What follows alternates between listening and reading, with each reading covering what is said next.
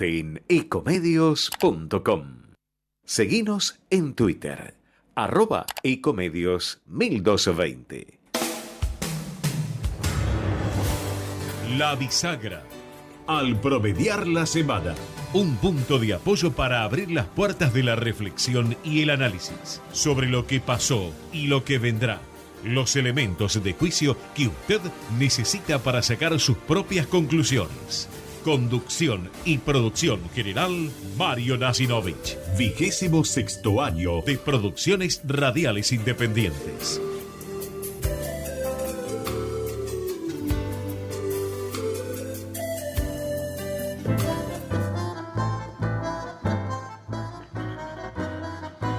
Muy bien, tengan ustedes muy buenas tardes, noches. 23 minutos en la República Argentina, 14 grados 5 décimas la temperatura en Capital Federal y Gran Buenos Aires. Bienvenidos a esta edición primera del mes de septiembre, este día 7 de septiembre de este año 2023.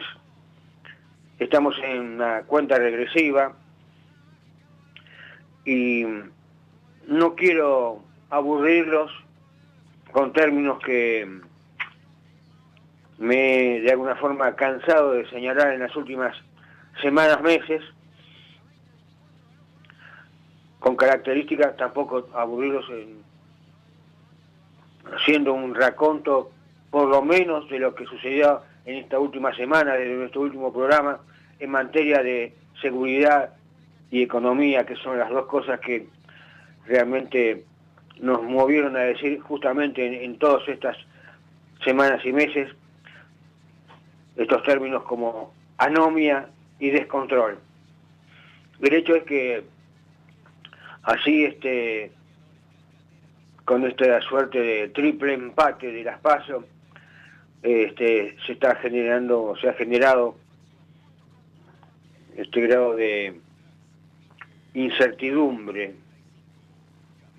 como creo que nos señaló quien es nuestro primer interlocutor en su momento, que es quizá lo peor que estamos viviendo y que hasta el momento esto no ha cambiado y que obviamente ha de alguna forma ha comenzado a dar respuestas de los por qué en ese suerte de triple empate hay algunas jerarquías como mayores y decrecientes. Mucho para analizar, insisto, además en una jornada donde se han conocido los índices de inflación de la capital federal, también se conocieron en la víspera los de Córdoba, que no hacen más que anticipar, que confirmar lo que nos anticipaba otro de nuestros interlocutores, que vamos después a conversar con él en la segunda media hora, que es el doctor Alfredo Gutiérrez Girón. Sin más preámbulos, 25 minutos, nos acompañan. Presenta. Comienzo espacio publicitario. En el año con mayor obras en la historia de Escobar, ya inauguramos el primer parque solar municipal de la Argentina. Hicimos realidad la Ruta 25 que nos conecta con la costa del Paraná. Ampliamos el Hospital Municipal de Garín y estamos por inaugurar el túnel Pablo Podestá y Puente Independencia.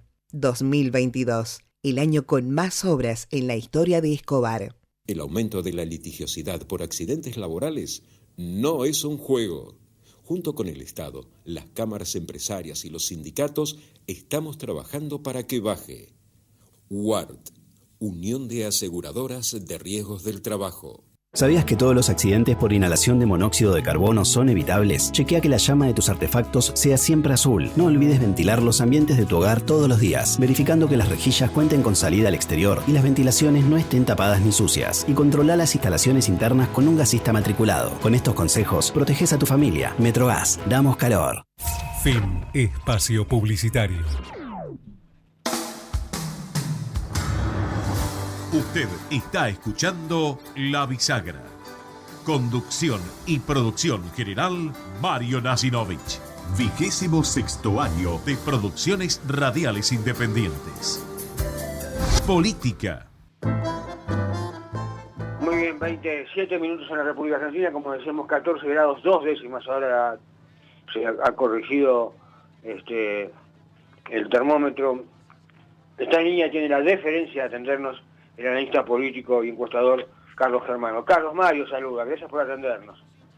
Hola Mario, ¿cómo te va? Buenas noches, gracias por llamar. No, por favor. Bueno, Carlos, creo que hace 2 semanas nos comunicamos en la última oportunidad y da la sensación que, como decía yo recién en la apertura, creo que estabas escuchando, hay un clima que no cambia. Fundamentalmente en las dos grandes preocupaciones que tiene la gente, más allá de los dirigentes, que es la inseguridad y la economía. Y así vamos marchando en la cuenta regresiva hacia el 22 de octubre, Carlos. Sí, yo creo que es eso. Indudablemente, yo te decía días pasados que el tema de incertidumbre después de las PASO se instaló ya no solamente en la economía, sino también en la política. Hoy un país, digamos, que está mirando, falta 30 y pico de días, ¿no?, para el acto electoral, y me parece que también está viéndose el resultado de las PASO, o sea, el hecho de, a pesar de que están, como bien decís vos, en empate técnico, la figura de Milei de alguna manera fue la que acaparó la política en general los 15 días posteriores al 13 de agosto, y que indudablemente generó una serie de incertezas muy fuertes, y donde a su vez empiezan a surgir las contradicciones, porque ya los dirigentes afines al candidato ganador empezaron a reinterpretarlo. Figuras, digamos, importantes en materia económica de su equipo ya dicen que uno de sus ejes centrales de campaña, que es la dolarización, empezó también a tener dudas, y me parece que esto es, digamos, creo que eso se va a ir a ahondar hasta llegar al 22 de octubre, y yo te diría, a ver, hoy hablaba con algunos colegas tuyos, yo lo que un poco planteaba es, en el análisis, después de los primeros 10, 12 días, y recomponiéndose del sopapo o del trompazo, si me permití, fuerte que recibieron las dos coaliciones mayores, yo lo que estoy viendo es a una Patricia Bullrich que en un giro, te diría, no acostumbrado en una campaña política, públicamente, digamos, asumió su debilidad intrínseca, que es la parte económica, y compartió protagonismo con una figura que es Carlos Melconian, pero lo interesante de esto es que Melconian no se presenta desde la primera persona del singular, sino que habla de la primera persona del plural. Habla de un equipo de más de 80 profesionales que el trabajo lo están haciendo bajo la órbita de una institución que te puede gustar más o te puede gustar menos, pero que hace muchos años que está en la vida pública argentina, que es la Fundación Mediterránea. Y esto me parece, te diría, en términos políticos de campaña es bastante disruptivo. O sea, asumir una debilidad, compartir protagonismo y de pronto plantear un equipo relativamente homogéneo, me parece que está hablando de cambios. Yo no sé si tendrán más suerte o menos suerte, pero están hablando de cambios. Y otra situación, creo que también Patricia Bullrich dio otra mensaje de pragmatismo político interesante cuando fue y concurrió al Comité Radical, al Comité Nacional de la Unión Cívica Radical. Digamos, fue ella la que pidió la reunión para poder integrar todo lo que es Juntos por el Cambio y dejar las diferencias que hubo en una interna muy fuerte que se produjo en Juntos por el Cambio. Y te diría la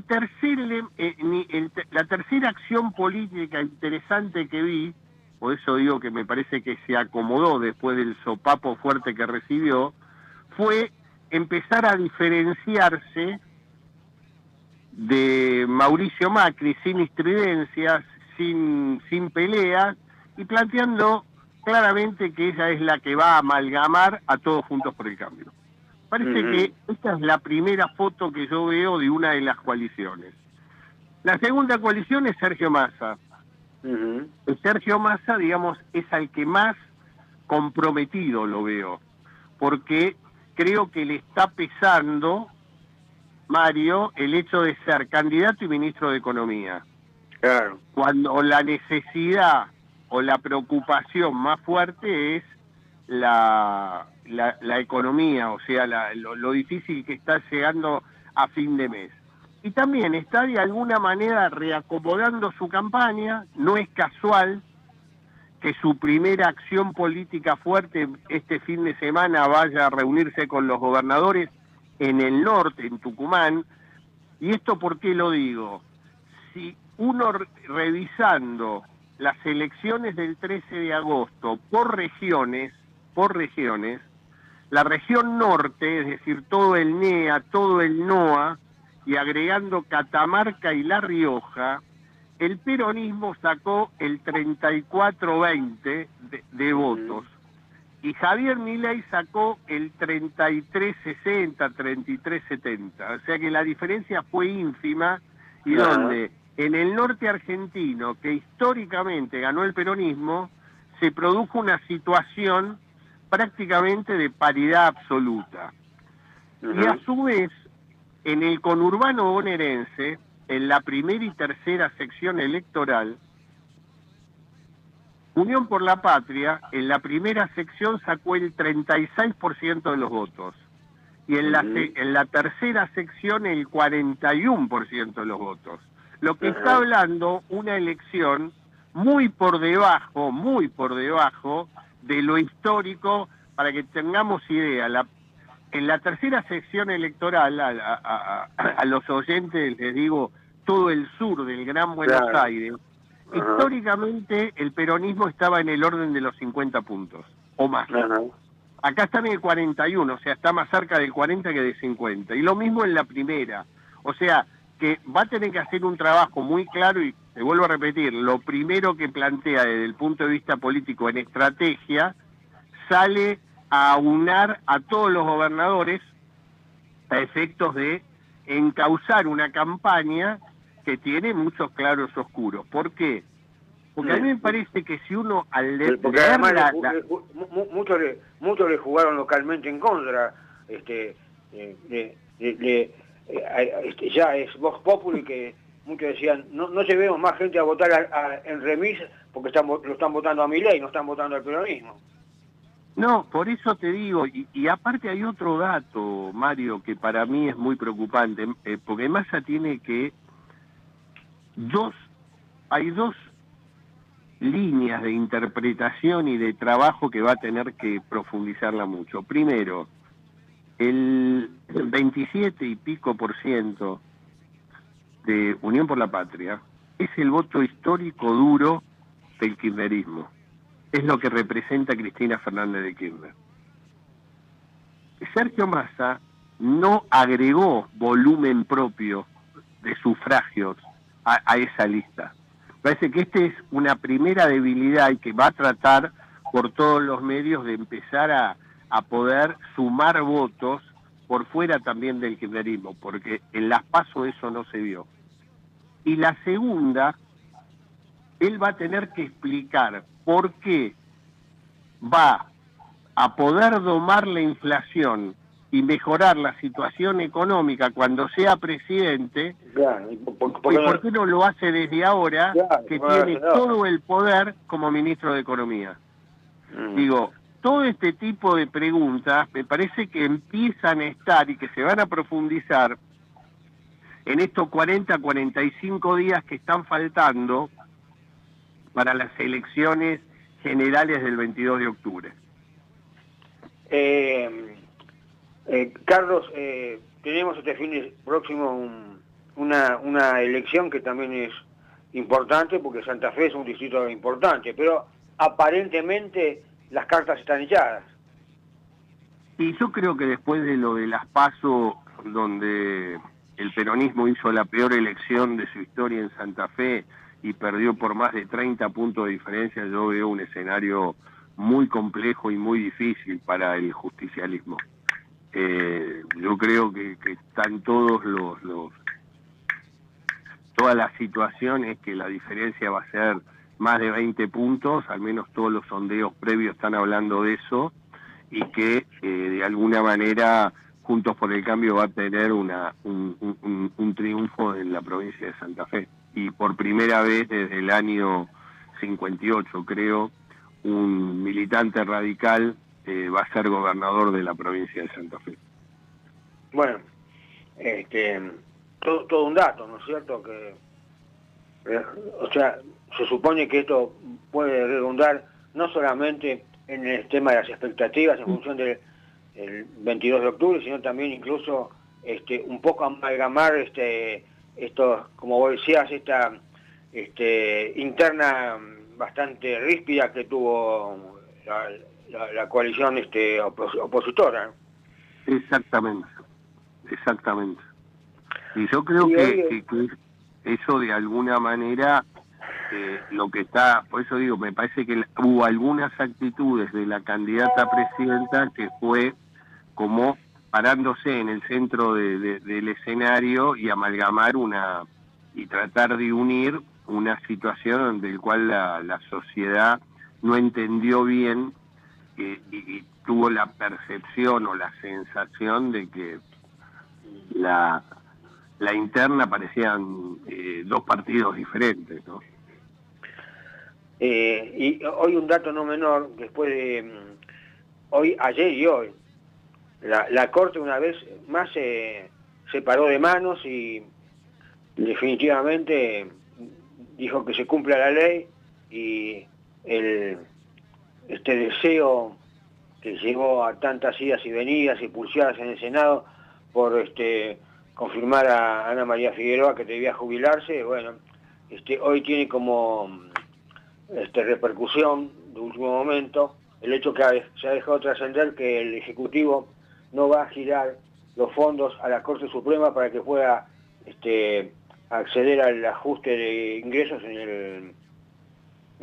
a los trabajadores judiciales por el 6%, o sea, una nueva esterilización más de esta pulseada que lleva absolutamente toda la gestión, me atrevería a decir, toda la gestión del kirchnerismo desde sus inicios, ¿no? Sí, la relación, digamos, y aparte ahora en este momento, todavía con una comisión de juicio político en el Parlamento argentino, digamos, una situación donde indudablemente la Corte manifiesta su independencia, y me parece que los cuatro saben perfectamente, son hombres que van a, no creo que con situaciones como la que se dieron hoy, con cartas del jefe de gabinete que utilicen los fondos que tienen en cuentas corrientes y demás, porque estaban pidiendo para poder reactualizar sueldos y demás, eso lo puede intimidar. O sea, me parece que ya las cartas están echadas, o sea, la Corte cumple su rol, o sea, y no es una dependencia del Poder Ejecutivo. Esto me parece que es seguir, digamos, con algo que yo creo que no pasa tampoco por las preocupaciones de la gente. Las preocupaciones de la gente es cómo llega a fin de mes, y el grave problema que tiene que resolver hoy este gobierno y el gobierno que viene es que el trabajador formal hoy muchísimos no llegan a fin de mes o son pobres. Sí. Y además muchos están debajo de la línea de pobreza que establece el INDEC. Y me parece que es el dato central de lo que hay que profundizar y trabajar activamente el gobierno que viene en la Argentina. Carlos, te agradezco, como de costumbre, sos muy amable con nosotros. Gracias por habernos acompañado. Mario, abrazo grande. Chau. Chao, hasta luego. Hoy estaba el analista político y encuestador Carlos Germano. Son las 20:22 minutos. Vamos a un espacio que no hay que dejar de mirar, que es el espacio internacional. Dale nomás. Usted está escuchando La Bisagra. Conducción y producción general, Mario Nasinovich. 26º año de Producciones Radiales Independientes. Internacionales.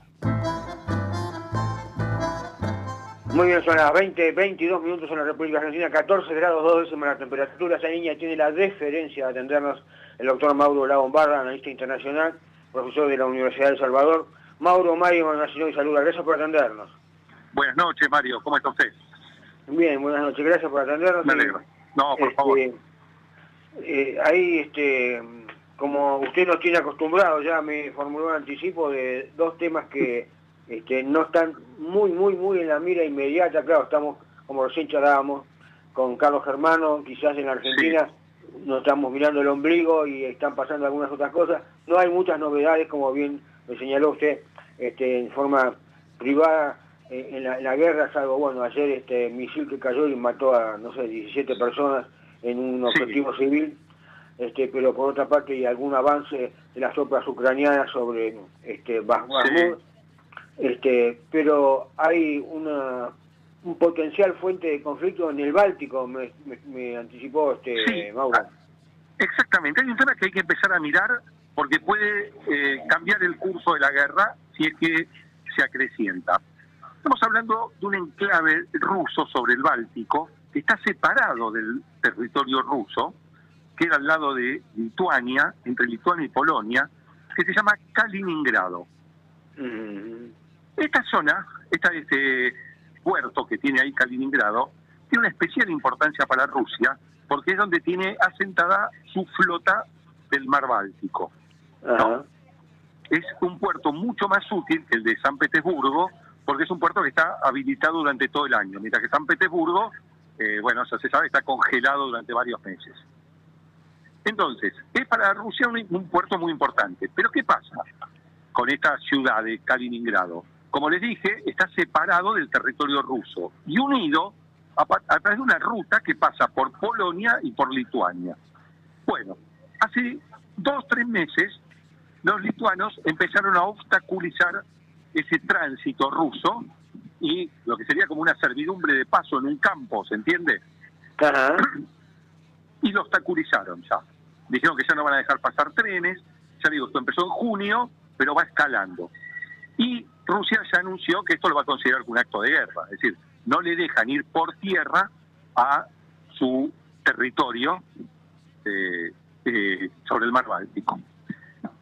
Lo que pasa es que la hipótesis que maneja Rusia para controlar esa ruta implicaría atacar a Lituania, que es un país de la OTAN, pero sobre todo a Polonia, todo a Polonia, que es donde están las mayores bases y la mayor presencia norteamericana en Europa.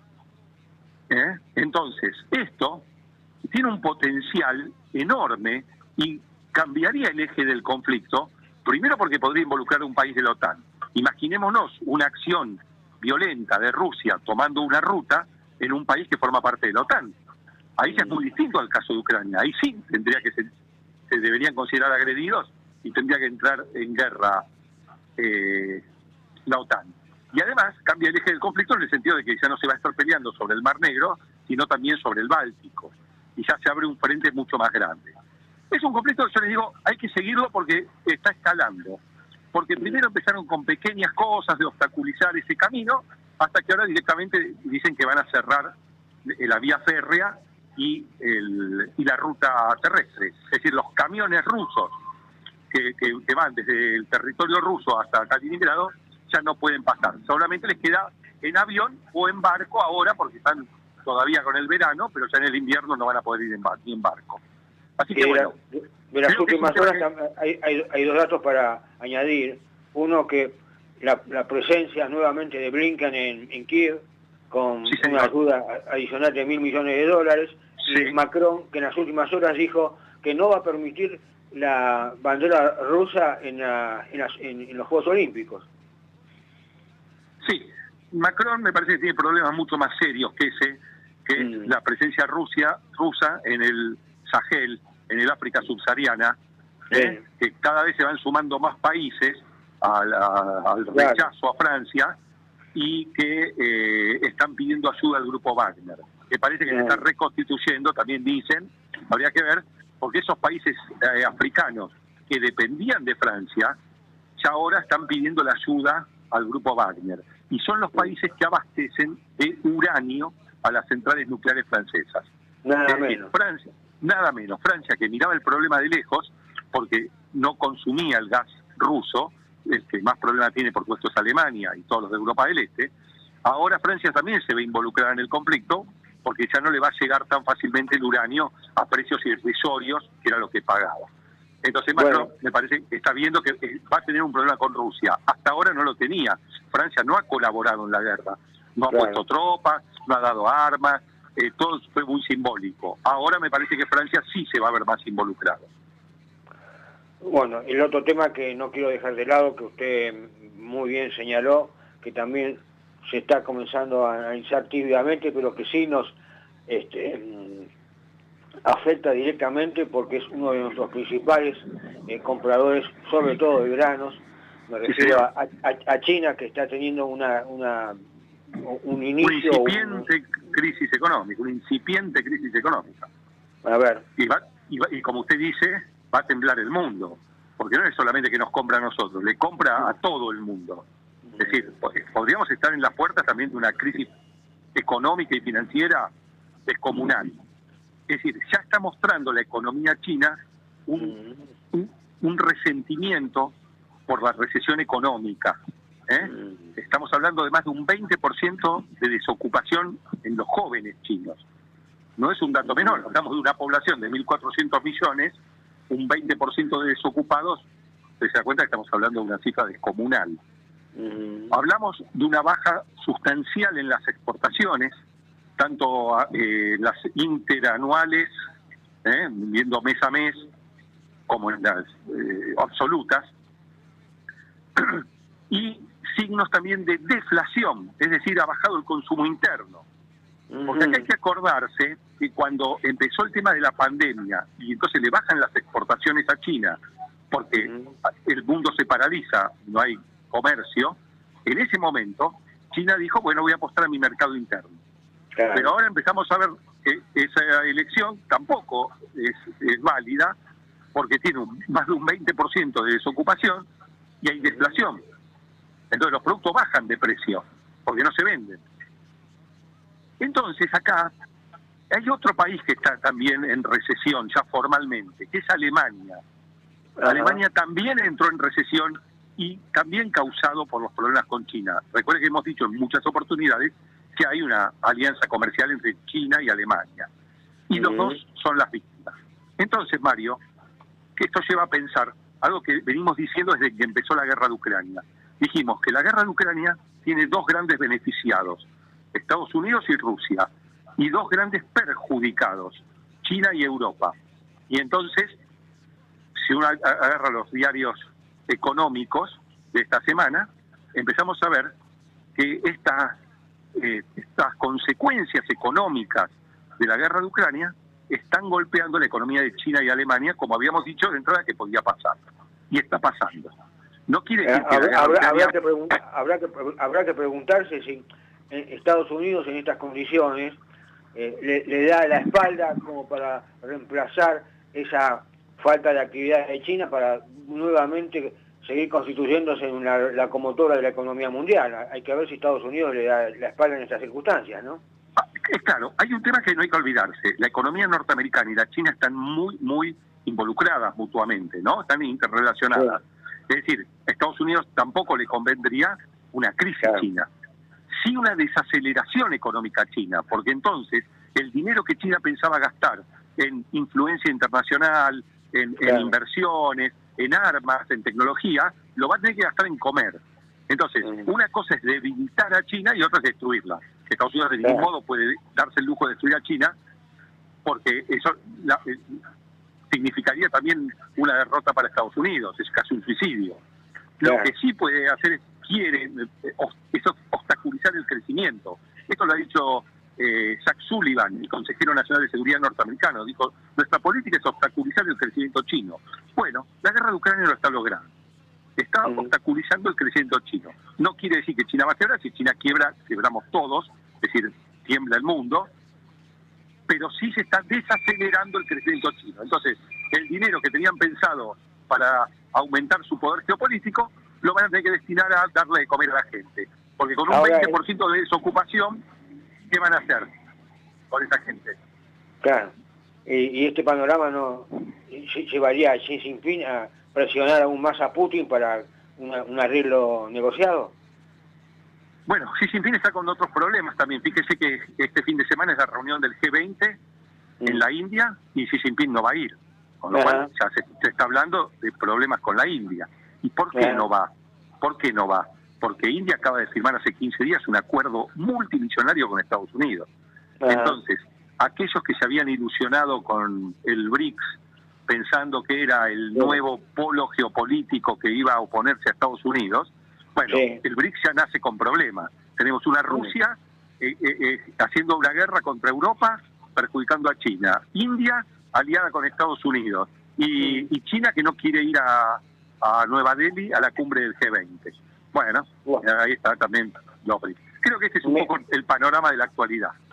Me eximió de hacerle una pregunta, pues justamente fue motivo de debate interno en el medio de la campaña el tema de los BRICS, como el gobierno argentino está de alguna forma comprometiendo a la próxima administración ingresando o intentando ingresar en el BRIC, que se supone que tienen que tener de todos modos una confirmación parlamentaria y veremos qué sucede a futuro. Mario, coincido con usted en estar preocupado porque a mí me parece que es un acto como de mala fe. ¿Cómo va a tomar partido por el BRICS si se está yendo del gobierno? Pero no necesita aprobación parlamentaria porque el BRICS no es un tratado. No es un tratado.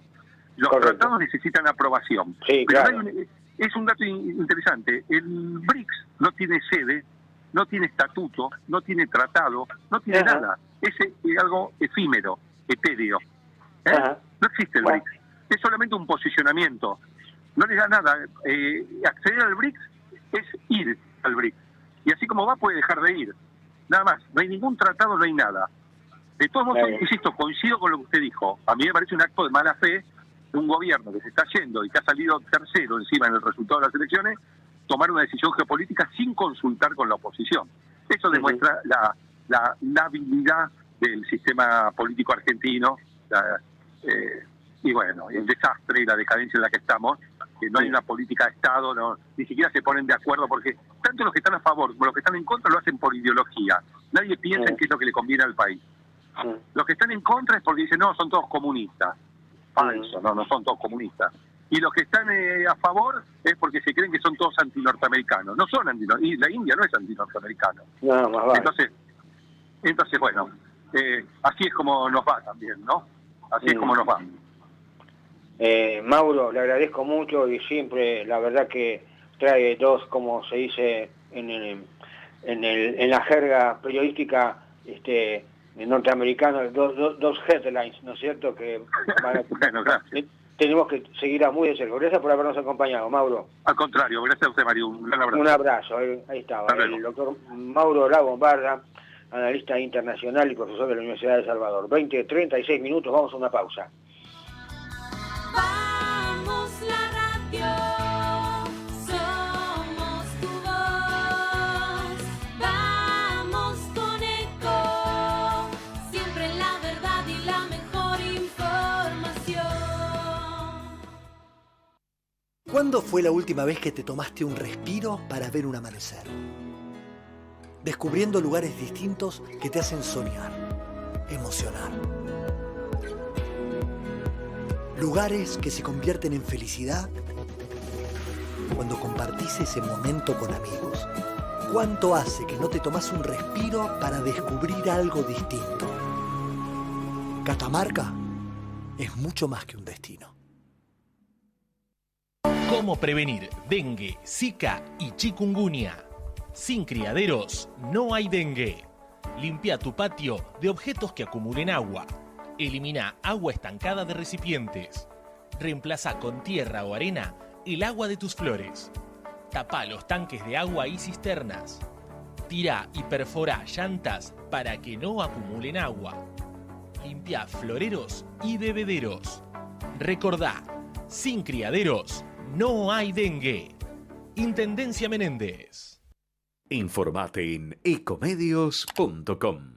Seguinos en Facebook, Ecomedios Live. Usted está escuchando La Bisagra.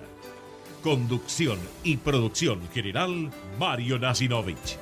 26º año de Producciones Radiales Independientes. Economía. Muy bien, son las 20:37 minutos en la República Argentina, 14 grados 2 décimas la temperatura en el ámbito de la capital federal y Gran Buenos Aires. Esta línea tiene la deferencia de atendernos el doctor Alfredo Gutiérrez Girón, economista jefe del Instituto Argentino Ejecutivo de Finanzas. Alfredo, Mario Nacino, saluda, gracias por atendernos.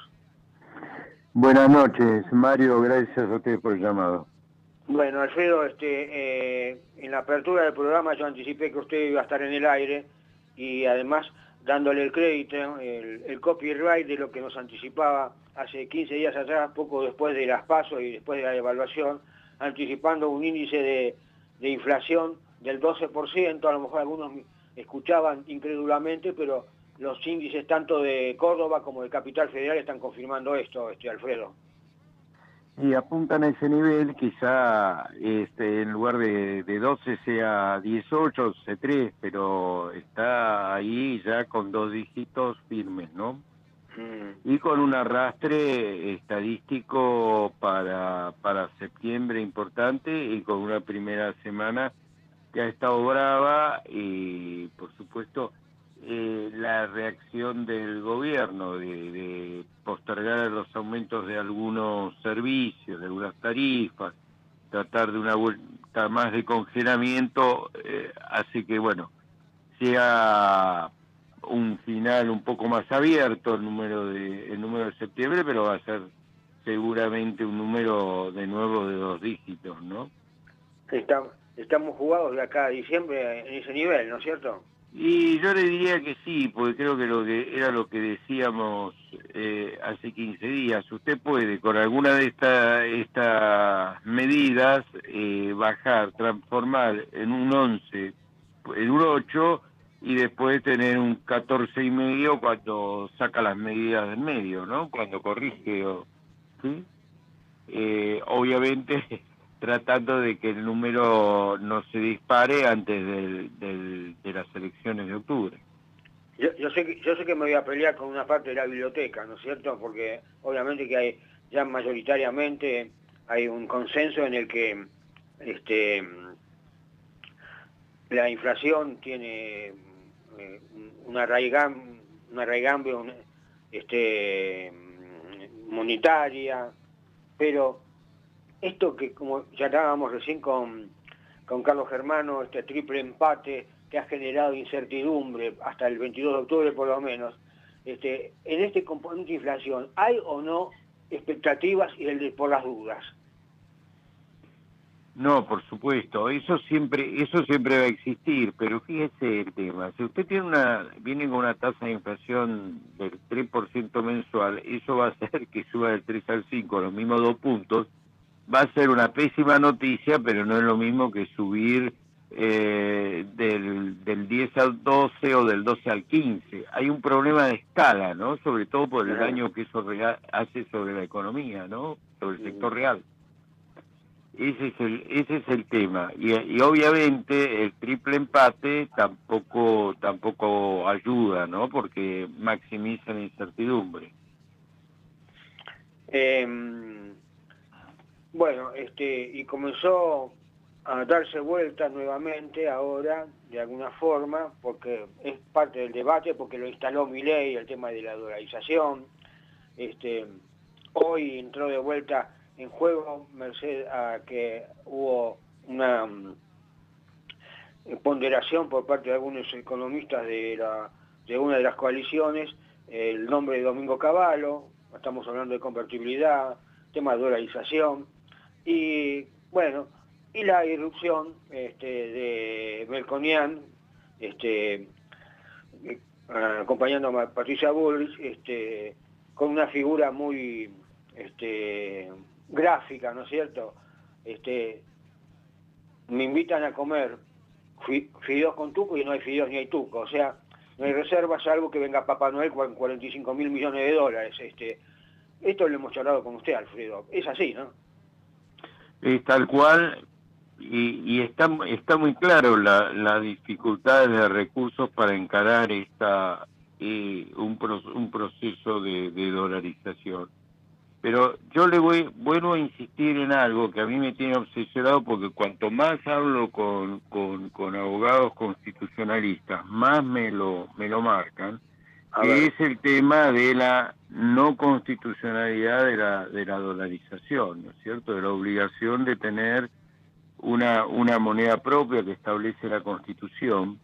Y ahí lo que ello implicaría, que uno puede decir, no, voy igual, a pesar de que esto sea inconstitucional, porque es debatible, porque de nuevo está la mitad de la biblioteca y uso su figura de un lado y la otra mitad de la otra, pero basta con que usted en la mitad del proceso empiece a recibir, sobre todo si lo quiere hacer drásticamente, por eso están cambiando el discurso, empieza a recibir un amparo, otro amparo, se traba todo a mitad de camino y usted entra en un pastiche, perdóneme el término, para el sistema financiero, muy importante, y ese es el peor de los escenarios, ¿no?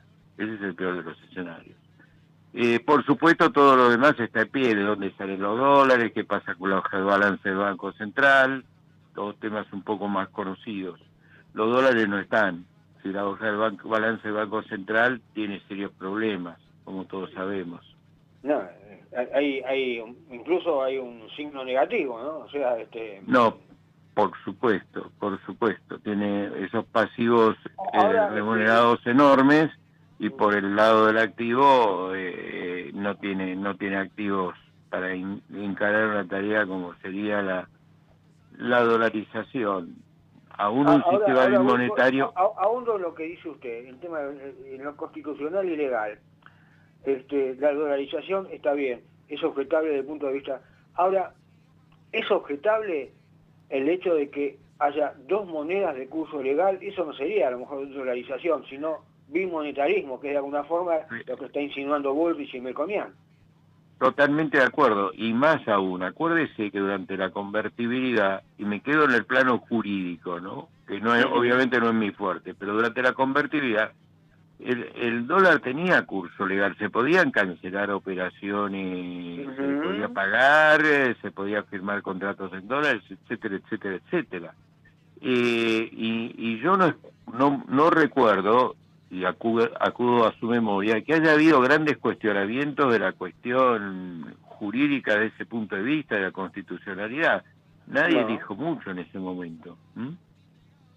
No, en absoluto, no hubo objeciones. Había objeciones desde el punto de vista, sí, yo me acuerdo que había algunos economistas como Marcelo Lascano, como Curia, que objetaban el tema de la convertibilidad, que era un sistema que se había dejado de lado ya en los mismos Estados Unidos, se había dejado el patrón. Por supuesto, había cuestionamientos al instrumento monetario, digamos, al régimen en sí mismo, pero nadie entraba por el lado jurídico, ¿no es cierto? Entraban todos por el lado que era muy rígido.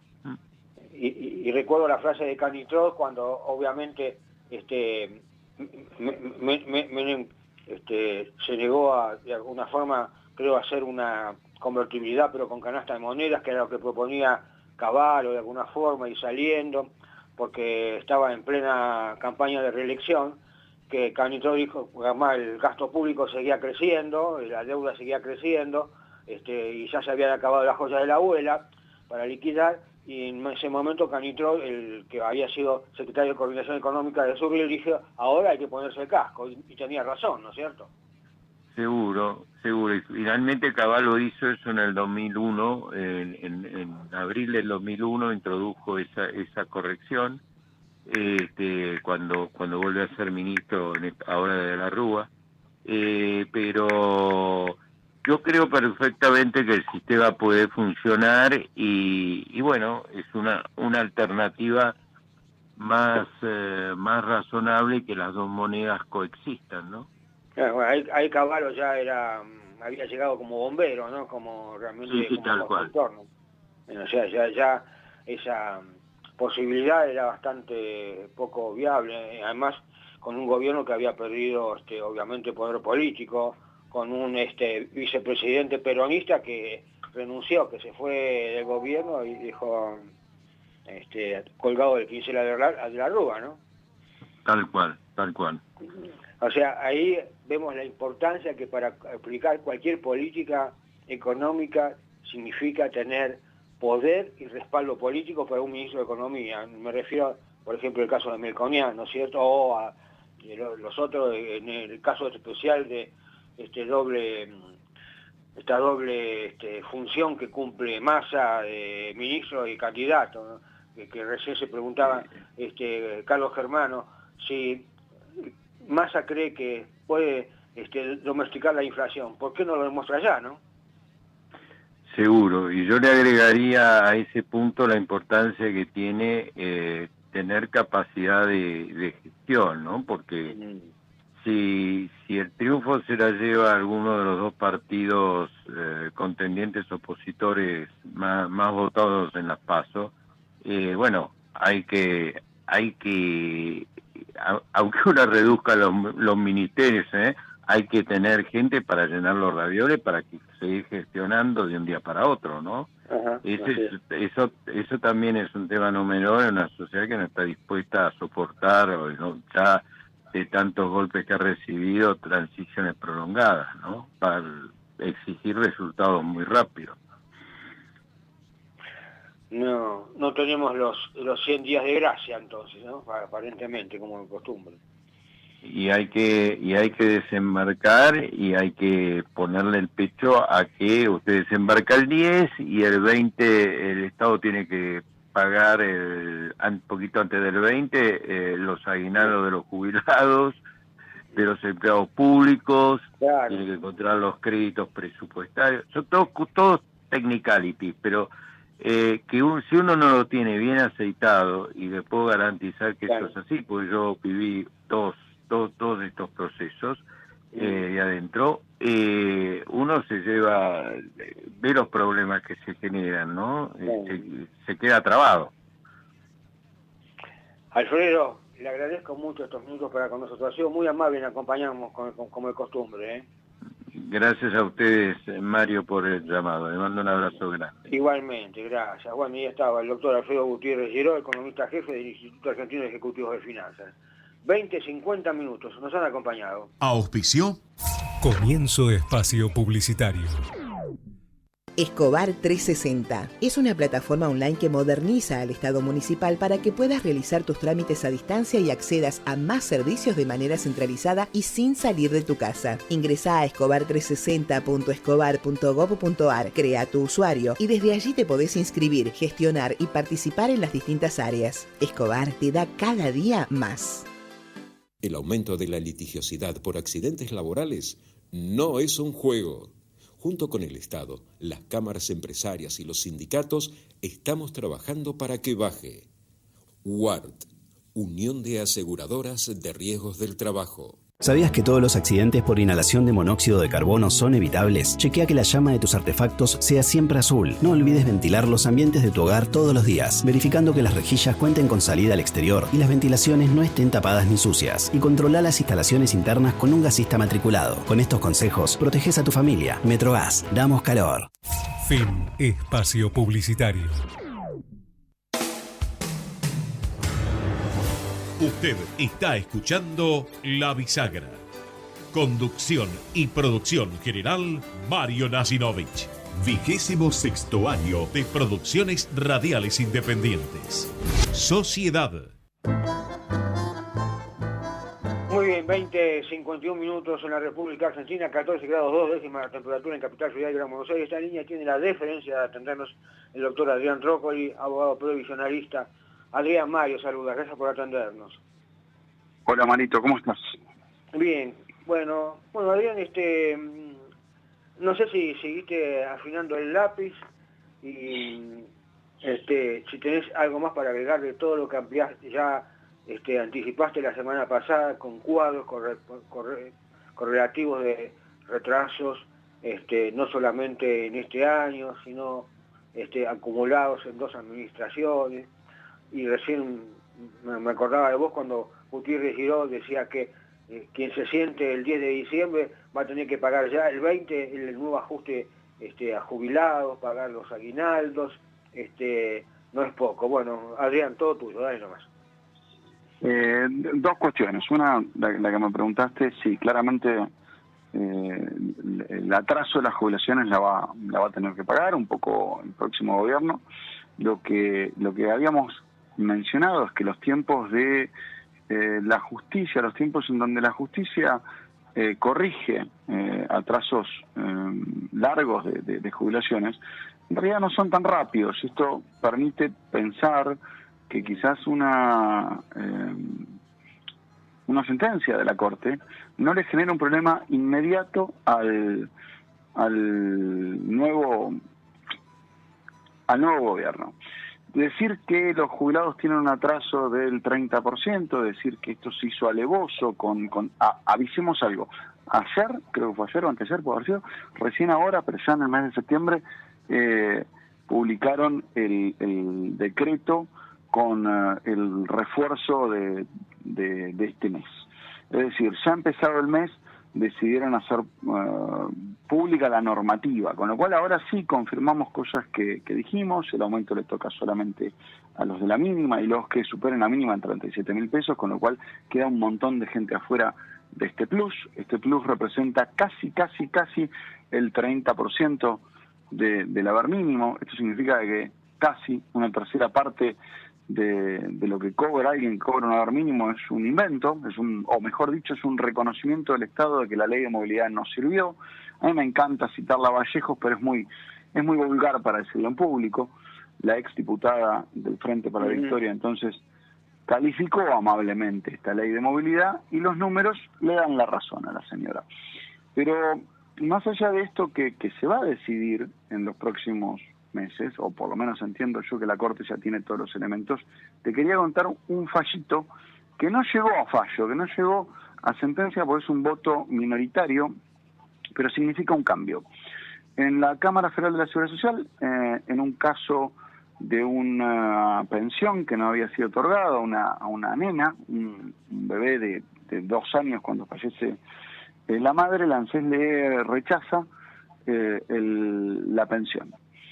La Cámara toma un expediente que viene apelado por primera instancia y en definitiva dice que corresponde darle el beneficio y que es un atropello a los derechos del menor, no otorgarlo, y que tienen que tener una tutela especial. Yo, en lo personal, el hecho de que la Cámara especializada en Seguridad Social haga una distinción tan fuerte entre los derechos del niño y no diga lo mismo cuando hablamos de los derechos del adulto mayor, me da un poquito de cosa, porque incluso en el caso particular, que es lo que miran los jueces, esta bebé tenía 2 abuelos. Es difícil que un abuelo tenga abuelos para que lo cuiden, pero bueno, los jubilados deberían tener más o menos la misma protección. Pero lo interesante del fallo es que, citando normativa del Código Civil, que defiende el nuevo Código Civil, que defiende especialmente, tutela, protege los derechos del niño, dice que hay que dar una tasa de interés la más alta posible.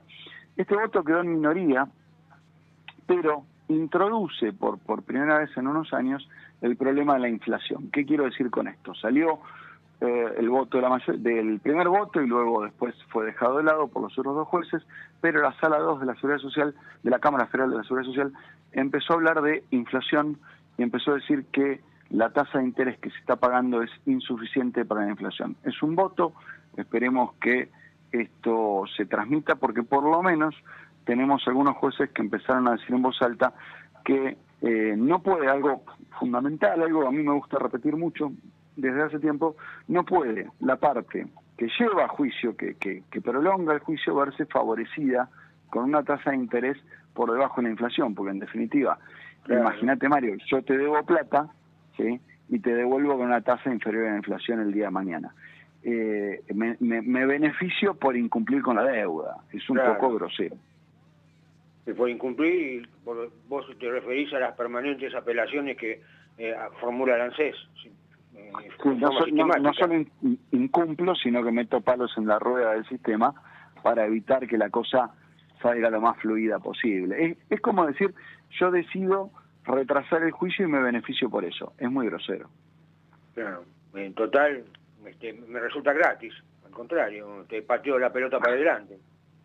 Sí, menos que me pagan por hacer las cosas mal, una cosa absolutamente ridícula. Pero bueno, hoy funciona así Lancés, es por eso que para mí, ¿no? Esto es una opinión personal, para mí esta es la razón por la cual hay tantos juicios y se paga mal, simplemente porque sigue siendo un gran negocio para el Estado pagar poco. Un poquito como alguna vez hemos escuchado en tu programa de algún economista que dice que el sistema, que el gobierno puede funcionar por tener alta inflación, porque si no tuviera esta inflación no podría pagar los gastos. Sí, exactamente, licúa deudas así. Exactamente. Entre ellas la deuda permanente con los jubilados. Bueno, Adrián, te agradezco mucho que nos hayas acompañado esta tarde. Además, con este dato importante de este fallo en la sala 2, que no ha sido muy comentado, todo un tema que nuevamente que se pone sobre la mesa nada más ni nada menos que tener en cuenta la inflación, que no la tiene en cuenta además esta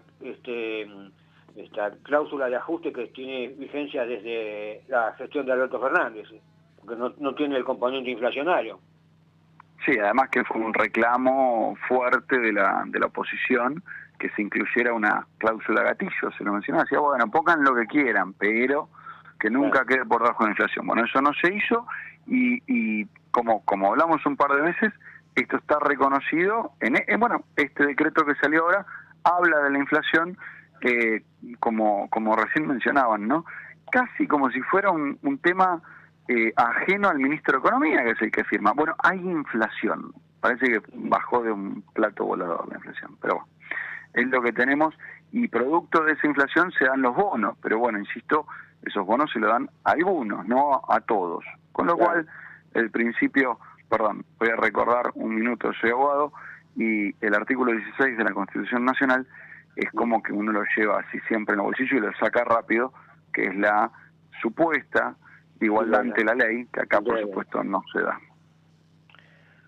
Adrián, te agradezco mucho estos minutos, has sido muy amable en acompañarnos como de costumbre. Como siempre, Mario, un placer, gracias por llamarme. Un gran abrazo, ahí estaba, gracias, ahí estaba el doctor Adrián Trócoli, abogado previsionalista. Bueno, nos estamos yendo, gracias por habernos acompañado, gracias fundamentalmente también a Gerardo Subirana ahí en la operación técnica, un crack haciendo los contactos y además simplemente decirles, creemos haber hecho un abanico importante del punto de vista local, político, económico, previsional e internacional de lo que es una página semanal de la realidad que nos toca vivir. Nos vamos a volver a encontrarnos para hacer un nuevo balance dentro de una semana, como siempre aquí en Ecomedios AM 1220. Que pasen muy buena semana, hasta la próxima.